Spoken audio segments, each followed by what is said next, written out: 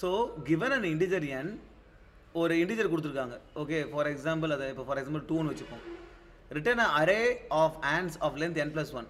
நீங்கள் வந்து ஒரு அரே ரிட்டர்ன் பண்ணணும். அதோட லென்த் வந்து n+1, 2னா 2+1 3 இது ரிட்டர்ன் பண்ணணும்.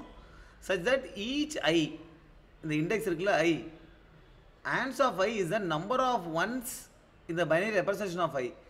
அதாவது நம்ம ஒரு 3 எலமெண்ட் ரிட்டர்ன் பண்ணணும்.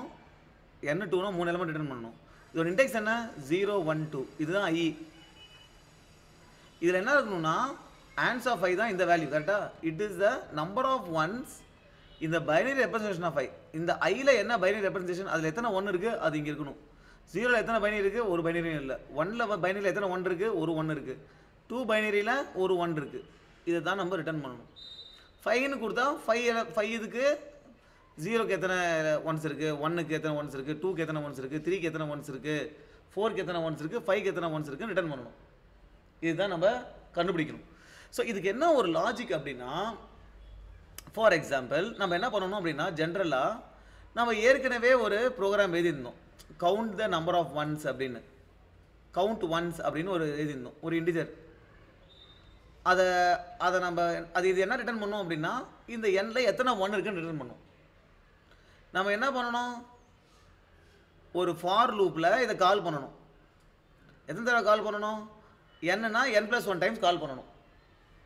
ஓகே, ஸோ n+1 டைம்ஸ் இந்த ஃபார் லூப்பில் கால் பண்ணி ஒரு ஒன்றுத்துக்கும் என்ன பண்ணணும், இந்த கவுண்ட் 1 ஆஃப் அந்த என்ன வேல்யூ, சப்போஸ் இது லூப்பில் ஐயில் வருது இல்லை, அந்த ஐயை சப்ஸ்டிட் பண்ணி கொடுத்தீங்கன்னா உனக்கு என்ன கிடைக்கும், எத்தனை ஒன்ஸ்ன்னு கிடைக்கும். அதை நீ அந்த அரே ஆஃப் ஐயில் ஸ்டோர் பண்ணிடலாம். கரெக்ட். ஸோ இது வந்து ஐயில் எத்தனை ஒன்ஸுக்கு ரிட்டர்ன் பண்ணோம், அது எத்தனை ஒன்ஸ் இருக்கோ அதான் அரே ஆஃப் ஐயில் ஸ்டோர் பண்ணணும். இப்படி பண்ணாலே இது முடிஞ்சிருச்சு.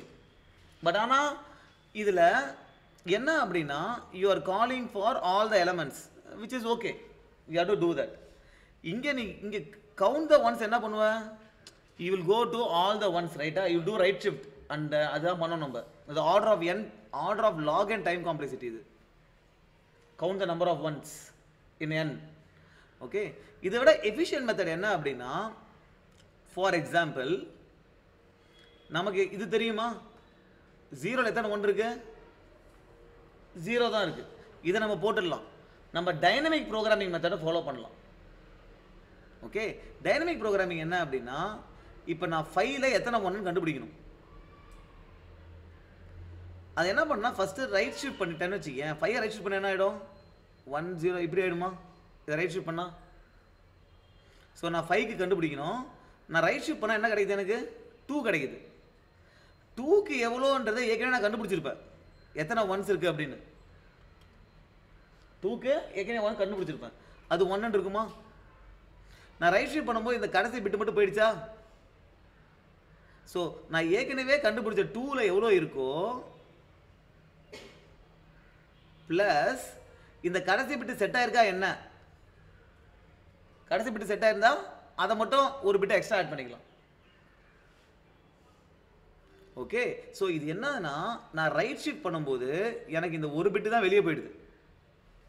ரைட், மீதி இருக்கிற நம்பர் எல்லாமே எத்தனை பிட்ஸ் இருக்கோ அது ஏற்கனவே இருக்கு, அதை நான் ஏற்கனவே கண்டுபிடிச்சி வச்சிருக்கேன். அப்போ நம்பர் ஆஃப் பிட்ஸ் எனக்கு ஏற்கனவே தெரிஞ்சிருச்சு. அது கூட இந்த கடைசி பிட்டு செட் ஆயிருந்தா அதை மட்டும் தான் ஆட் பண்ணணும். ஓகே, ஸோ அது கடைசி பிட்டு செட் ஆயிருக்கான்னு பார்த்து அதை மட்டும் ஆட் பண்ணால் எனக்கு நம்பர் ஆஃப் பிட்ஸ் தெரிஞ்சிருமா. ஸோ நான் நம்பர் ஆஃப் பிட்ஸ் கண்டுபிடிக்கிறதுக்கு திருப்பி போய் லூப் அடிச்சு பண்ண தேவையில்லை, ஏற்கனவே கால்குலேட் பண்ணியிருக்கேன் பார்த்தியா, அந்த வேல்யூவை யூஸ் பண்ணிக்கலாம். ஓகே, ஃபார் எக்ஸாம்பிள் இப்போ நான் ஃபஸ்ட்டு 1 கால்குலேட் பண்ணணுமா, 1க்கு என்ன பண்ணுவோம்னா முதல்ல ரைட் ஷிஃப்ட் பண்ணுவேன். ரைட் ஷிஃப்ட் பண்ணால் 0 ஆகிடுமா. 0க்கு எத்தனை பிட்ஸ் இருக்குது ஏற்கனவே நமக்கு தெரியும், போட்டிருக்கேன் 0க்கு. அது கூட என்னத்தை ஆட் பண்ணுவோம்னா, இந்த கடைசி பிட்டு செட் ஆயிருக்கான்றதை மட்டும் செக் பண்ணி ஆட் பண்ணிவிடுவேன். இதுதான் அரே ஆஃப் 1. ரைட், ஸோ இதை வந்து கோட் அடித்து பார்ப்போம். ஓகே, ஸோ ஃபஸ்ட்டு நான் என்ன பண்ணணும் அப்படின்னா, இது பண்ணும்போது உங்களுக்கு தெரிஞ்சிடும். Okay, you will understand the logic completely. So first thing is, இது நம்ம ரிட்டர்ன் பண்ணுறது, இந்த ரிட்டர்ன் இது தானே ரிட்டர்ன் பண்ணணும். ஸோ இந்த ரிட்டர்ன் சைஸ் இருக்குல்ல, இதுதான் ரிட்டர்ன் பண்ணணும். கரெக்டாக இதில் 0th எலமெண்ட்டில் உனக்கு 0. இது ஏற்கனவே அவங்க மேலே பண்ணியிருப்பாங்கன்னு நினைக்கிறேன். இதுதான் நமக்கு தெரியும். ஃபஸ்ட் எலிமெண்ட்டில் 0th இண்டெக்ஸில் 0 தான் இருக்கும். ஓகே, இப்போ நம்ம லூப் படிக்கணும். இப்போ எது இருந்து கால்குலேட் பண்ணணும்? I 1ல் இருந்து கால்குலேட் பண்ணணும். கரெக்டாக? I less than or equal to n வரைக்கும். ஏன்னா 0 இப்போ 2னா 0லேருந்து 2 வரைக்கும். So less than or equal to n I plus plus. Okay, இப்போ நான் எது கால்குலேட் பண்ணணும்? ARR ஆஃப் I கால்குலேட் பண்ணணும். கரெக்டாக? எத்தனை பிட்ஸு செட் ஆகிருக்கு அது கால்குலேட் பண்ணணும். அதை நான் எப்படி கால்குலேட் பண்ணுறேன் அப்படின்னா, நான் ஏற்கனவே ARR of I right shift 1 இதை நான் ஏற்கனவே பண்ணியிருப்பேன். அதை ரைட் ஷிஃப்ட் பண்ணால் என்ன வரும்? ஒரு கம்மி நம்பர் தான் வரும். அது ஏற்கனவே நான் கால்குலேட் பண்ணியிருப்பேன். கரெக்டாக? அப்போ எனக்கு ஒரு பிட்டு தான் போகுது இது. அதில் அது கூட நான் என்ன ஆட் பண்ணிக்கணும்னா, அந்த கடைசி பிட்டு செட் ஆயிருக்கா என்னன்றதை மட்டும் ஆட் பண்ணிக்கணும்.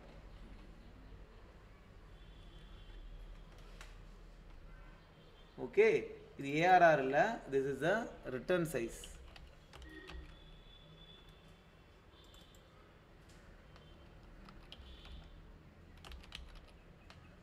ஓகே, ஸோ ஒரு பர்டிகுலர் இதில் ஃபார் எக்ஸாம்பிள் இப்போ நீங்கள் ஏதோ ஒரு நம்பர் எடுத்துங்க. ஃபார் எக்ஸாம்பிள் 7 எடுத்துங்க. 7 இப்படி இருக்குது. கரெக்டாக? ஓகே, இதுதான் 7. இல்லைனா வந்து 33ன்னு எடுத்துங்க. 33 எப்படி போடுறது?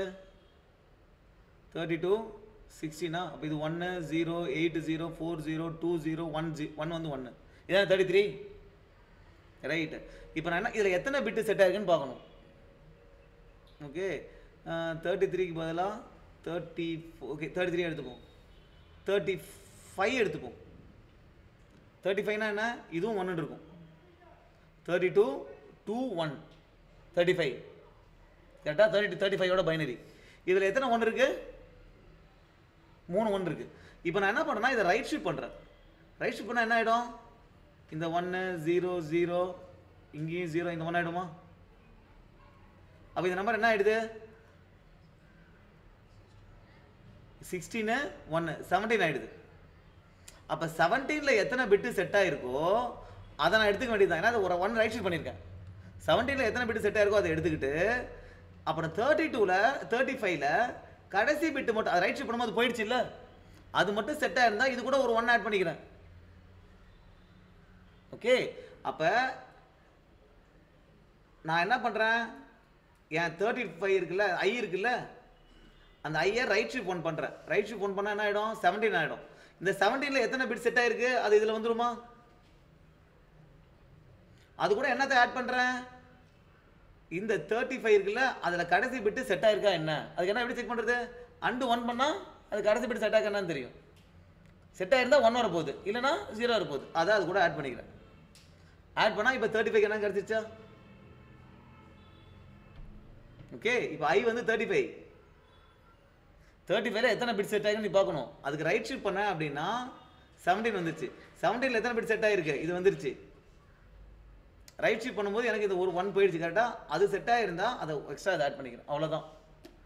So like this you can do it very fast. Okay, இது வந்து டைனமிக் ப்ரோக்ராமிங். ஓகே, இது மாதிரி ஆர்டர் ஆஃப் ஒன்லேயே முடிஞ்சிருச்சு. நம்ம ஏற்கனவே கால்குலேட் பண்ண வேல்யூவே யூஸ் பண்ணிக்கிறோம். ஓகே, இப்போ நம்ம ரிட்டர்ன்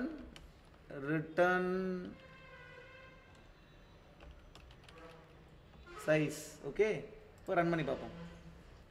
ஸோ இங்கே வந்து பார்த்தீங்கன்னா நம்ம இந்த ரிட்டர்ன் சைஸ் வந்து மஸ்ட் பி மேலாக்னு போட்டிருக்கான். மெமரி நம்ம தான் அலோகேட் பண்ணணும்னு போட்டிருக்கான். அவன் அலோகேட் பண்ணி கொடுக்க மாட்டான். ஸோ அதனால் நம்ம இதுக்கு மெமரி நம்ம தான் அலோகேட் பண்ணணும். So return size is equal to இது என்ன இது சைஸ் அட்ரஸு இன்ட் ஸ்டாரு, அப்புறம் நம்ம மேலாக் பண்ணணும். மேலாக் எவ்வளோ சைஸுக்கு மேலாக் பண்ணணும்? எத்தனை எலமெண்ட்ஸ் வருதோ அத்தனை எலமெண்ட்ஸா? என்னா n+1 இல்லை, 0 to அத்தனை எலமெண்ட்ஸாக வரும். n+1 எலமெண்ட்ஸ் மேலாக் பண்ணணும். கரெக்டாக? ஸோ n+1 அத்தனை elements. Okay, n+1 into size of into அத்தனை எலமெண்ட்ஸ் மேலாக் பண்ணணும். கரெக்டா? ஏன்னா 5னா 0லேருந்து 5 வரைக்கும். ஸோ 6 எலமெண்ட்ஸ் மொத்தம் அதுக்கு அத்தனை 6 இன்டிஜர்ஸ் ஸ்டோர் பண்ணுறதுக்கு மெமரி அலோகேட் பண்ணுறேன். மெமரி அலோகேட் பண்ணால் ஒரு அட்ரஸ் ரிட்டர்ன் பண்ணோம். அந்த அட்ரஸ் வந்து இன்டிஜராக கன்வெர்ட் பண்ணி என்னுடைய அட்ரஸை ஸ்டாப் பண்ணிட்டேன். ஃபைனலாக அந்த இதை ரிட்டர்ன் பண்ணுறேன். Okay, now let's try to run.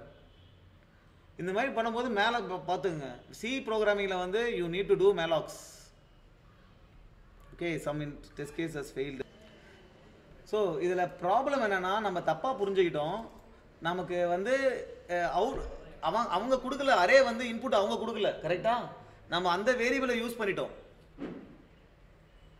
Okay, நம்ம இங்கே வேரியபிள் புதுசாக போடணும், ரிசல்ட் அப்படின்ட்டு. Okay, you have to use result here.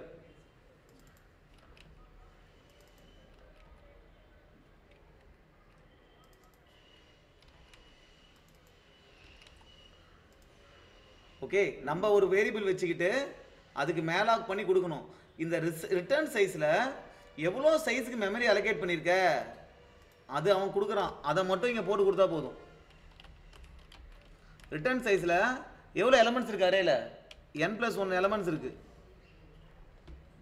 அவ்வளோ இதுக்கு நீ எவ்வளோ மெமரி அலோகேட் பண்ணியோ அதை மட்டும் கொடுக்கணும்.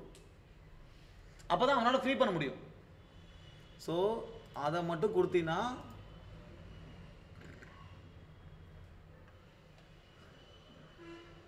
now all the test case passed. Okay, so this is why efficiently dynamic programming படி எப்போதுமே ஒரு கொஸ்டினை சால்வ் பண்ணும்போது நம்ம நிறைய வேல்யூ இப்போ கண்டுபிடிக்கிறோம், கரெக்டா?